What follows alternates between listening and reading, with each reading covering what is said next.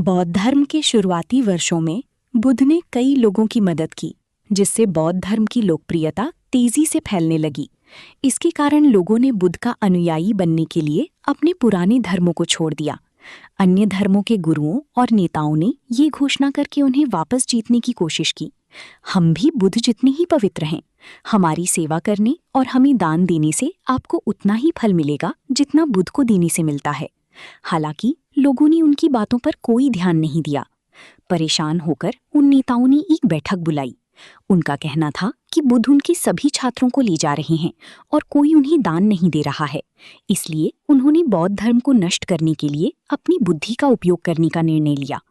एक युवक ने सुझाव दिया कि क्यों न बौद्ध धर्म को नीचे गिराने के लिए चिंचा मांडविका का उपयोग किया जाए, क्योंकि एक सुंदर महिला किसी भी सन्यासी के लिए सबसे बड़ा खतरा हो सकती है।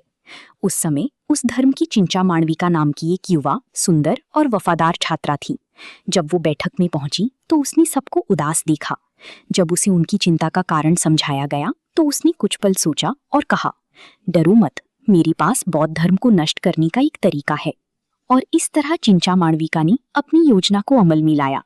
हर शाम जब लोग मंदिर से वापस जा रहे होते, चिंचा मंदिर की प्रवेश द्वार की ओर जाती, और हर सुबह जब लोग मंदिर आ रहे होते, वो मंदिर से दूर जाती हुई दिखाई देती।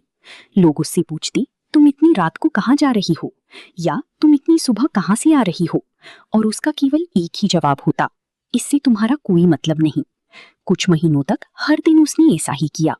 अंततः एक दिन उसने लोगों के सवालों का जवाब देते हुए कहा, आप सभी हर दिन बुद्ध को देखने आते हैं, क्या आप जानते हैं कि उनकी आंखों का तारा कौन है? उन्हें सबसे ज्यादा खुश कौन करता है? शहरवासियों ने पूछा, कौन? तो चिंचा ने कहा, अगर तुम चतुर होते तो खुद समझ जाते। बुद्ध एक महान व्यक्ति जरूर हैं, लेकिन है तो एक पुरुष ही। उनकी भी शारीरिक इच्छाएं हैं और उनका स्त्री पुरुष की सामान्य गतिविधियों में शामिल होना स्वाभाविक है। इसके साथ ही ये अफवाह जंगल की आग की तरह फैल गई कि बुद्ध की एक प्रेमिका है।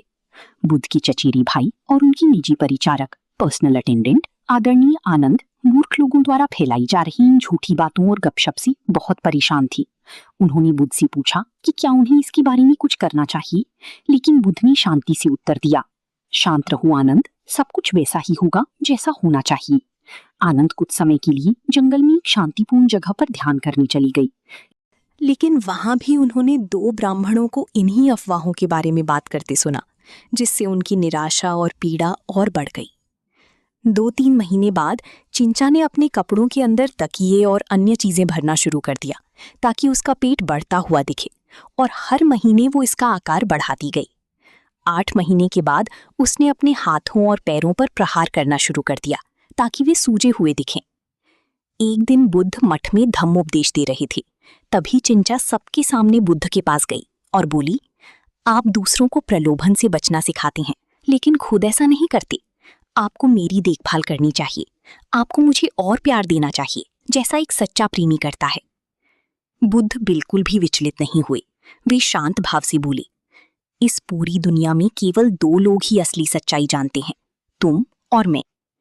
चिंचा पहले तो हैरान और डरी, लेकिन फिर उसने दुगनी आत्मविश्वास के साथ कहा, बिल्कुल, बंद दरवाजों के पीछे हमने जो किया उसकी सच्चाई केवल आप और मैं जानते हैं कि ये आपका बच्चा है। तभी प्रमुख देवता सक्का ने स्वर्ग से देखा कि एक पवित्र प्राणी पर हमला किया जा रहा है।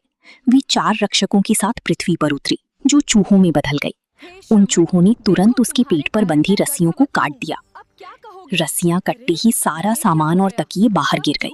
ये देखकर मंदिर के लोग उस पर चिल्लाने लगे। कुछ ने उस पर चीजें फेंकी, और जो लोग उसकी बुराई की गहराई को बर्दाश्त नहीं कर सके, उन्होंने बाहर तक उसका पीछा किया और उसे पीटा। पृथ्वी स्वयं उसके बुरे कर्मों का भार नहीं सह सकी और फट गई, जिसके बाद वो पूरी तरह से उसमें समा गई। अपनी मृत्यु के बाद वो सीधी सबसे निचले नरकलोक अवीची नरक में पैदा हुई। जब बुद्ध की बेगुनाही और चिंचा की विफल योजना की खबर फैली, तो जिन लोगों ने बुद्ध पर शक किया था उन्हें बहुत अपराध बोध हुआ। वे माफी मांगने आए और धम्म सुना, जिसके कारण बौद्ध धर्म की प्रसिद्धि और फैल गई। दूसरी ओर जिन दुष्ट धार्मिक नेताओं ने चिंचा को उकसाया था, उन्हें भारी कठिनाइयों का सामना करना पड़ा, क्योंकि कोई भी उनका समर्थन करने नहीं आया। उनकी धर्म अंततः हमेशा के लिए स्मृति से गायब हो गए। इस कहानी से हमें ये समझ आता है कि जो लोग निर्दोष लोगों को नुकसान पहुंचाने की कोशिश करते हैं, उन्हें अपने बुरे कर्मों का फल खुद ही भुगतना पड़ता है। ये बिल्कुल वैसा ही है जैसे कोई अपने सिर के ऊपर हवा में मल फेंके। वो प्रकृति के नियम का पालन करेगा और वापस उसी व्यक्ति पर गिरेगा। अक्सर जब लोग हमें बदनाम करने या चोट पहुंचाने की कोशिश करते हैं और अगर हम वास्तव में निर्दोष हैं, तो उनकी प्रयास वास्तव में हमारी ही काम आ सकती है। जैसे किसी चावल के खेत में चमगादड़ की बीट फेंकना। उन्हें लगता है कि वे फसल को नुकसान पहुंचा रहे हैं, लेकिन वास्तव में वो खाद का काम करती है और चावल को बढ़ने में मदद करती है। आपको क्या लगता है, इस कहानी की सबसे बड़ी सीख क्या है? हम आशा करते हैं आपको ये वीडियो पसंद आया होगा। अगर पसंद आया तो लाइक पर क्लिक करें और अगर आप हमारे अपलोड देखना चाहते हैं तो सब्सक्राइब पर क्लिक करें।